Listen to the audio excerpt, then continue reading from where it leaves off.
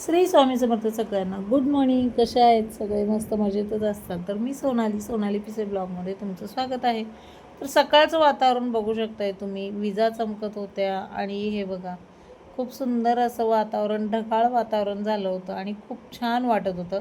आणि त्यातच मध्येच असं ऊन कमी जास्त व्हायचं, ऊन यायचं किंवा पाऊस थांबायचा, हे असं वातावरण बघून खूप मस्त वाटत होतं. मग ह्या वातावरणात असं काहीतरी चटपटीत असं वेगळं खावं वाटलं. त्याआधी तुम्हाला दाखवते, मोगऱ्याच्या झाडाला फूल आलेलं आज पण एक कळी उमलली आहे आणि हे माझे छोटेसे मोगऱ्याचे कळे अजून. त्यानंतर इथं जास्वंदीची पिवळी जास्वंदी आहे, तिला पण छान अशी कळी आली आहे. आणि ही तुळस बघू शकताय, श्रीकृष्ण तुळस बघा, ही किती छान अशा उमललेल्या आहेत. मी खूप छान काळजी घेते, मला स्वतःला माहिती. आणि हे गुलाबाचं थोडंसं कट केलं होतं पण खूप छान फुटलेलं आहे. आता तुळशीचे रोपं, तुळशीचे हे जे आहे ती जास्त वाढली, तिला पण कट करायचं. आधी खाऊन घेऊया म्हणलं. हे काय बघू शकताय तुम्ही, त्या वातावरणामध्ये जे वातावरण दाखवलं तुम्हाला त्याच्यामध्ये खायचं असं चटपटीत काहीतरी मन झालं होतं. म्हणलं चला खाऊन घेऊया. मग काय, पोरं आणि मीच होतो. आणि मग आमच्या भाऊकीने म्हणजेच आमच्या भैयानं पार्सल घेऊन आलं होतं. त्यांनी आणलं होतं हे इडली, मेंदू वडे आणि मिक्स डाळ वडे होते. तर त्याला माहिती नव्हतं मी घरी आहे म्हणून. मग काय, त्यांनी हे घेऊन आला आणि तो स्वतःच न खाता गेला. म्हटलं चला आता आपण खाऊन घेऊया. मग काय, कॉल चालू होता. कॉल चालू असताना सासूबाईंचा कॉल चालू होता. त्यांच्याशी बोलत बोलत हे सगळं खाऊन घेतलं. म्हणलं खाता खाता बोलूया. खूप दिवस झालं सासूबाईंशी बोललं नव्हतं. तर तुम्ही बघू शकताय, इथं आहे सासूबाईंचा कॉल चालू होता आणि मग खाता खाता त्यांच्याशी पण बोलणं चालू होतं.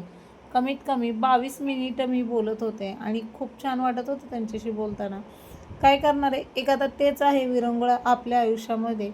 ते आता साहेबांची आई काय आणि आपली आई काय वेगळी नसती. मग त्यांना पण कोण आहे आपल्याशिवाय.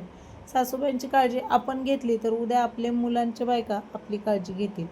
पण काय करणार आहे, त्यांच्याशी बोलता बोलता काय होतं, दिवसभर वेळ भेटत नाही कामामुळं, संध्याकाळी उशीर होतं आणि मग त्या झोपून जातात. गावाकडच्या वातावरणामध्ये लवकर झोपतात गावाकडं.